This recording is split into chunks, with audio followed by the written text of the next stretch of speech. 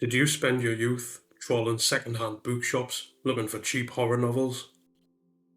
Did you seek out the most vibrantly colourful covers that dripped with blood and oozed festering slime? Did you thrive on finding books with the most vulgar of titles? Did you imagine the authors of these books as nocturnal creatures, crafting these dreadful tales by dim candlelight before slinking back to a coffin at the approach of dawn?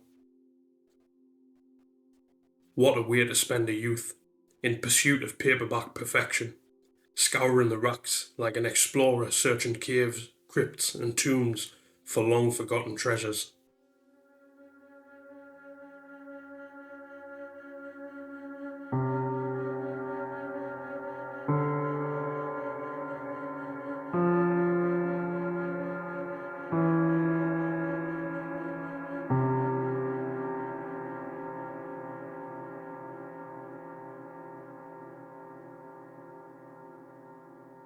Hello everybody, and welcome to the third episode of Graham's Haunted Life. As you gathered by that little intro, we're going to talk about second-hand book shopping, specifically second-hand book shopping searching for horror novels. I've got a little handful of examples here that I've picked up in the past, and I'll have a little chat about this little handful of books, and then we're going to talk about the hobby of digging through bookshops as a young kid, looking for these titles that seemed like contraband to a young person. I mean, there are things in these books that if my mother had known I was reading them, she wouldn't have been happy, even though my mother was quite cool about, allowing me to watch and read horror. But some of these cheap horror novels were way more graphic than even I anticipated when I found them. And they opened up this world to me. So let's get into a couple of examples. Now, I've got a book here by a person called Mark Ronson. And it's not the Mark Ronson who was a relatively famous music producer in the mid-2000s. It's a different guy. And I've got a novel here by him called Ogre. And it says Ogre by Mark Ronson, author of Bloodthirst and Ghoul. Now, those are two novels I've never read. I would love to find them. I've never seen them. The cover art on this novel is beautiful. It's got a kind of a green hue. There's a greenish coloured smoke. And there's a picture of a human head covered in some kind of disgustingly green, manky slime. And the novel itself tackles a sort of substance that has come from the earth somewhere in Cumbria and is wreaking havoc on this local population. And there's a guy, the central character, I mean, it's been a long time since I read this book. The central character is a guy who, if I'm remembering rightly, he's inherited a house in the Lake District, or for some reason he's bought a house in the Lake District for him to get his work done peacefully. And he meets a local girl, and there's this tale unfolding about this horrid slime creature that's come up from the earth. And it was a really interesting read. Now, I spoke a few seconds ago about things in these books being more graphic than I even anticipated. The most shocking element of some of these books to me when I was a kid were the sex scenes. I was not ready for that at like 10, 11 years old. Although probably I was more like 12, 13 reading these. There were some pretty graphic sex scenes. And I remember reading them and at the time thinking, Jesus, I hope that my mum doesn't find out about these books. But yeah, that was a really good read. That, like I say, I bought when I was probably 12 or 13. And I've got another book by Mark Ronson, and I'm assuming it's the same Mark Ronson, but it's not a novel, it's not fictional. It's called Haunted Castles, and it's just got, it's got about 17 chapters discussing different castles around the UK that have got a reputation. In fact, I think castles around UK and Europe that have got reputations for being haunted. And I remember picking this book up last year, in a second-hand bookshop, and I picked it up purely because it was by the guy who wrote Ogre, which is a novel I've enjoyed. I enjoyed way back in the day, and this little book is beautiful. It's got a little section in the middle full of luscious black and white photographs of different castles around the UK and around Europe. So that one I haven't read fully yet. I've just picked out the couple of castles that I've been to read the stories. But yeah, this tradition of mine, well, this hobby of mine of picking up secondhand books, it's never gone away. It's a thing I still do to this day. Now, the next example, I've got a book by the real life inspiration for Garth Marenghi, a book by Guy N. Smith called Cannibals. Now, Guy N. Smith is famous for, he's famous for his output. I'm sure he's written hundreds of horror novels. He's pretty famous for those books about the giant crabs that attack people. This book, Cannibals, was an interesting one I bought when I was quite young, probably around 13 again, 12, 13, 14. It concerns a couple running away to a remote part of Scotland because they have a bit of drama back home. I'm sure they have had an affair together and they're running away together to get away from it all. And they rent a little cabin at this little village up in the Highlands. And the locals don't like the fact that this farmer has built these little sort of holiday chalets and is renting them out to strangers because there's a secret that the locals know about and they don't want outsiders knowing about. And as you read the book, you find out there is a family of inbred cannibals living up in the mountains, which obviously, being set in Scotland, must be inspired by that old Sawney Bean story about a clan that, indulged in a bit of cannibalism. I don't know all the ins and outs of that story, but it must be inspired by that. Now, the cover art on this book, it's got a little note. It says, "A peaceful holiday becomes a hideous struggle for survival," and then it's got Guy N. Smith's name in massive red writing. And a picture of what looks like a dog's mouth and nose, really, with bared teeth covered in blood against a black background. And I really enjoyed this book when I was a kid, and the same sort of thing happened. There's some pretty graphic horror scenes in this, some pretty gory scenes, but again, some sex scenes that I just wasn't ready for, and that's kind of, I came to realise, if you're going to buy cheap horror novels, there's going to be exploitative sex scenes in these novels, because that old saying, sex sells. It's true, it's absolutely true. But the horror in this book is, whilst silly, it's quite visceral. And I remember when I read this book, I was quite scared by it, and it's really enjoyable. Now, Guy N. Smith, this is the only book I have by him. I really want to find some of his other novels, but I never see them anywhere, and it's a little bit sad that online second-hand copies of his books are quite expensive, and I don't really want to buy, if there are any, I don't really want to buy reissues of them, because the old paperback versions with the colourful artwork is what I'm looking for, really. And when they do reissues of this kind of stuff, they tend not to do the artwork the artwork tends not to be very good anymore. And I don't know why that's a thing that's kind of gone. I want colourful, garish artwork. So yeah, Guy N. Smith, the real life inspiration behind Garth Marenghi. That book, Cannibals, was really enjoyable for me as a young sort of early teen.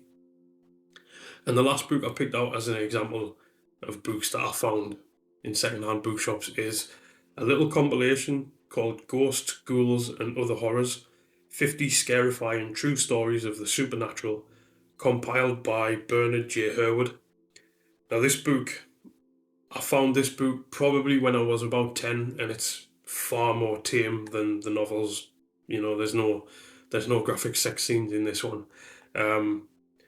just 50 very short little stories of supposedly true supernatural happenings. And the cover artwork on it is beautiful as well.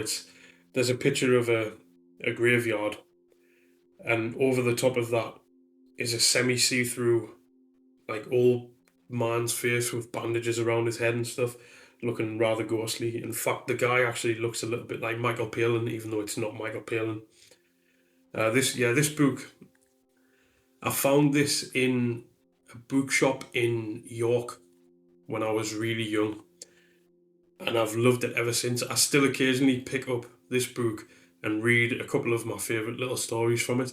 Now, I can't read out a story from the book to you because I don't have permission, but I can tell you that one of my favourite stories in here is a story called The Ghost in the Radio Works, and it's only about 4 paragraphs, and it details 2 guys in a factory, a radio factory, that are packing up radios to go out to, to be distributed out to retail. And as they're doing so, one of the radios that's sitting ready to get packed up suddenly starts bellowing loads of smoke out from its innards. And they think, oh, somebody must have plugged that in, and there's a short somewhere, and it's causing a fire. And they go over and it's not plugged in at all. And the smoke dies away, and nothing really sort of comes of it. And then over the next few days, if I'm remembering rightly, they see a figure of an old woman who, she looks quite tortured, and then she'll burst into flames and she'll disappear. And then other workers in the factory start reporting the same sort of thing. So these 2 guys don't feel so silly anymore, and they open up and say, yeah, this has happened to us. And they find out that in the past, in that spot where the factory is today, a witch was burned at the stake. And one of the things that convinced the locals that she was a witch was that she used to ramble on saying that eventually people would own boxes from which voices would come, and your information would come from a voice in the corner of a room spewing from a wooden box, which sounds very much like what a radio is, and obviously this is supposedly 200 years before there was a radio factory, or maybe 300 or 400 years before there was a radio factory on this site, and she was burned at the stake there. So it was quite an interesting little story. Probably no truth in it really at all. It's probably fiction, but the book claims that these are 50 true scary stories, and I love it. Still pick it up to this day. It's from Target as well. Target was a publisher famous for putting out those like Doctor Who novelizations, and I have a load of those. I have a load of those from when I was a kid, and I still look for them now if I'm out and about. So I mentioned I bought that book in York. When I was a kid in the 90s, my granddad and grandma used to take me and my brother on day trips during school holidays. We would go out on the coach and go to places like York, Whitby, Scarborough, Blackpool, all over the place. My 2 favourite places became Whitby and York. Whitby obviously has connections to horror, since it's part of the novel Dracula, and the town really quite plays into that. And I always loved the atmosphere of it when I was a little kid, and I used to love to just go there. There's a little indoor market hall there, and there was a stall with books, and I used to, every time we went there, I used to make a beeline for this little market. That's where I wanted to spend my pocket money on second-hand books. And similarly with York, it's got a connection to a darker past. It's got all the Viking stuff. It's got loads of ghost stories. It's got the creepy little alleyways and stuff like that. And there was a second-hand bookshop in York that was just along the road from where the coach park used to be that we would pull up at. And I can always remember that was the first place I would go. I would have a little look around, Then we would go off into the middle of York and do our thing for the day. And I would know full well I'm saving the pocket money I've got because on the way back to the bus, I'm going to go in that bookshop and I'm going to pick up the things I wanted. And it was a cool little bookshop, that one in York.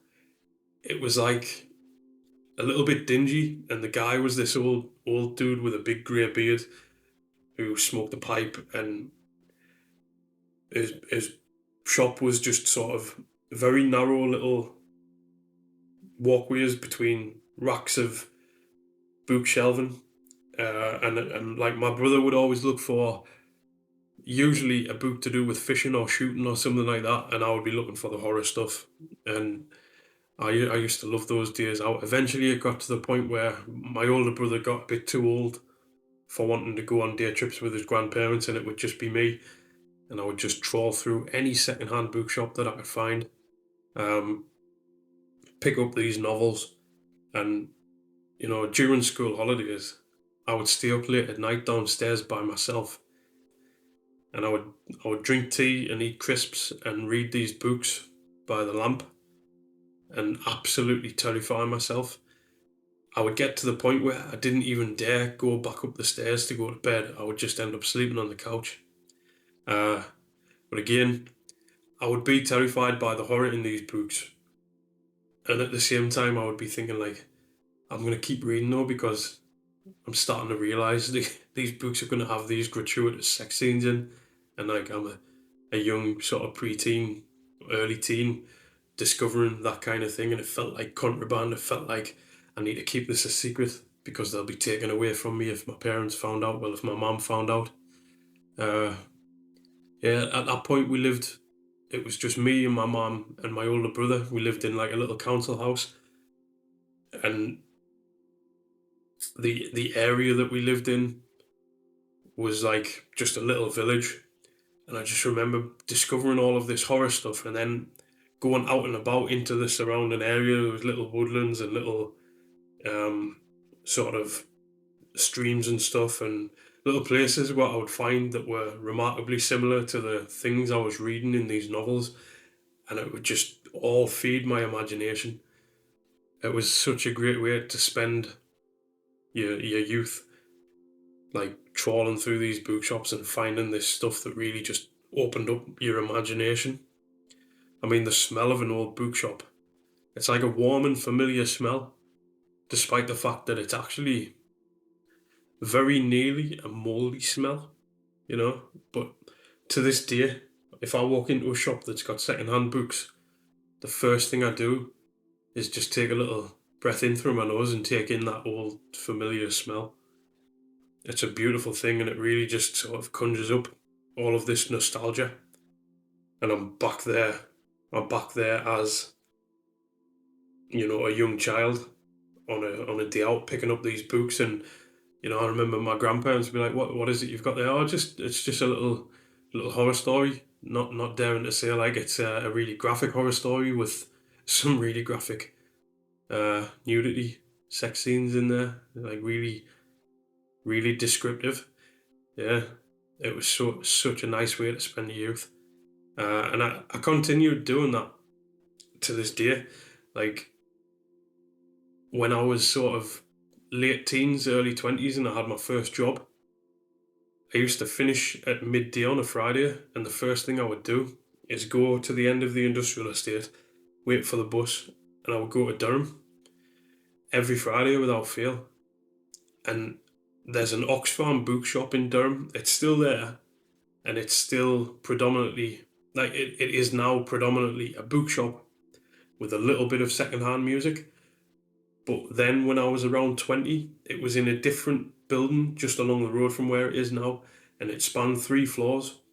And on the bottom floor, you had a good section of secondhand music in the middle of the floor, surrounded by secondhand books. And then you would go up the stairs, up these creaky little stairs. And on the next level, there were more books, but you were starting to get sort of like, there would be secondhand clothing in, but weird secondhand clothing, like old military uniforms and stuff. And it really like, it's a really old building in Durham, and it was the floors were uneven and you would feel a bit odd walking around there. You would feel like you've gone into the past, trawling through books. It would go up onto a third floor and there would be more books, more music, and a lot of just odd little objects, little bits of musical instruments, little old-fashioned cameras, all of these old little things. I'm sure there was a little cabinet full of old pocket knives and stuff like that. It was a beautiful shop, and I used to go every Friday without fail. I was around that time still loving to find my little horror novels and beginning to really try and expand my record collection as well. So the secondhand records in there, I mean, I found Black Sabbath records and Led Zeppelin records and all of these prog rock records that I was getting into at the time. And I would spend the time on the bus on the way home just poring over the artwork of the books and the records that I'd found. Couldn't wait to get home, play some music, read a little bit of a book, and get ready to go out and meet my friends, go for a couple of drinks. And that was the way it was for a good couple of years until I changed jobs and I no longer finished work at sort of midday on a Friday. But as my 20s went on, I still, travelled into Durham pretty much every Saturday. And I still do. If I'm in Durham now, I still go to that Oxfam bookshop. It's just not as cool as it used to be. It's just one floor now, and it is pretty much just secondhand books. They've got a little bit of secondhand music still, but it tends to be just classical music now, which is fine. I pick up something every now and again from the music section.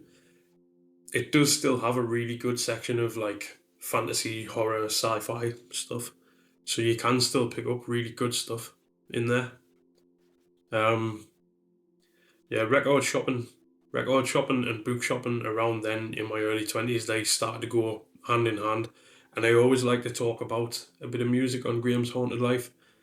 And I just mentioned a couple of seconds ago about the Black Sabbath records that I found in the Oxfam shop in Durham. And what I'm going to start doing each week on Graham's Haunted Life is talk about a record of the week. And this week's record of the week is Paranoid by Black Sabbath.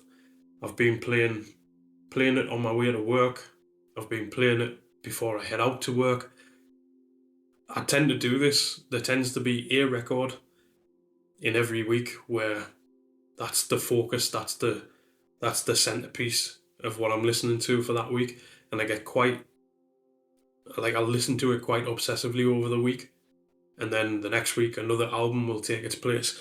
And it's always satellited by a lot of different stuff that I listen to. But this week's album of the week is Paranoid by Black Sabbath. And I picked up a copy of that album in the Oxfam bookshop in Durham years ago.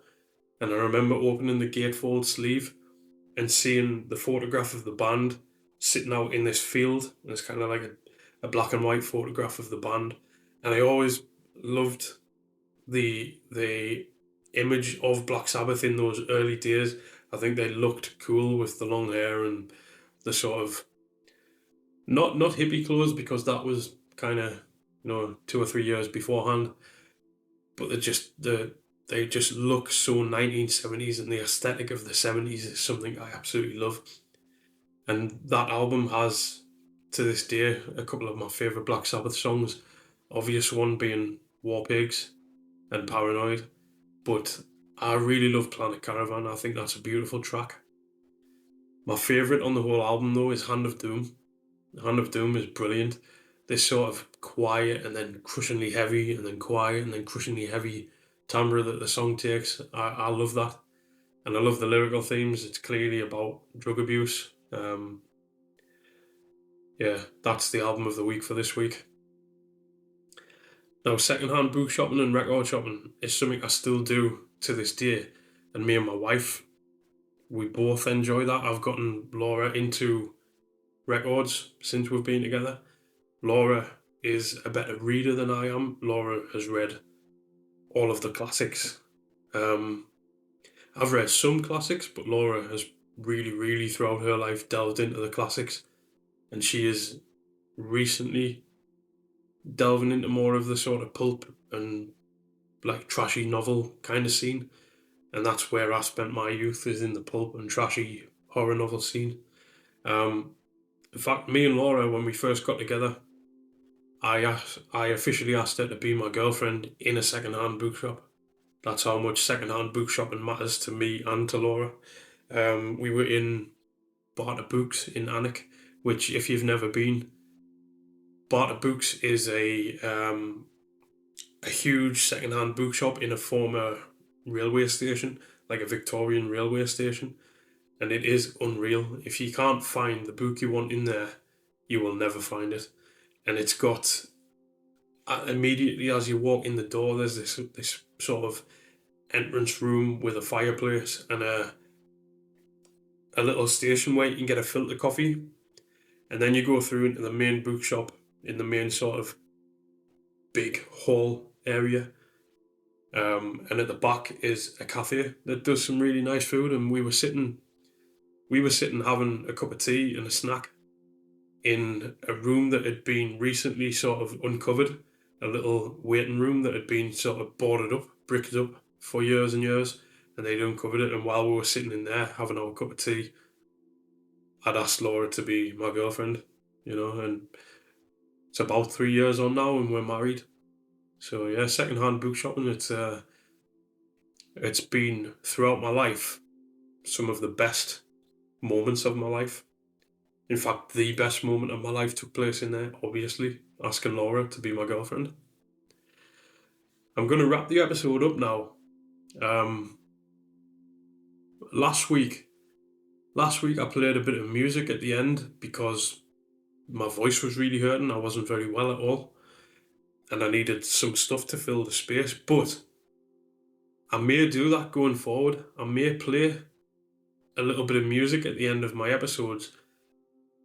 If I'm sort of up recording a bit of stuff on the synth and I come up with a nice little tune that I can make a sort of 2 or 3 minute little track out of, that I'm not going to put into an album, or I'm not going to release to Bandcamp or anything, I may put in little themes here and there, little bits of music for the end of my episodes. But I don't know how people are gonna react to that. I don't know whether people would want that. So as time goes on, if this thing builds a bit of momentum, I'll sort of ask whether people want pieces of music here and there. I also dropped in a recording of a little scary story that happened to me. Now, that I am definitely going to do again. I have some ideas for upcoming episodes where I talk about certain vibes, certain situations, and I have some stories that I'll record and I'll drop in as the sort of episode goes on. That's definitely a thing I'm going to do. Yeah, as I say, I'm going to wrap this up. I feel like I'm rambling a bit now.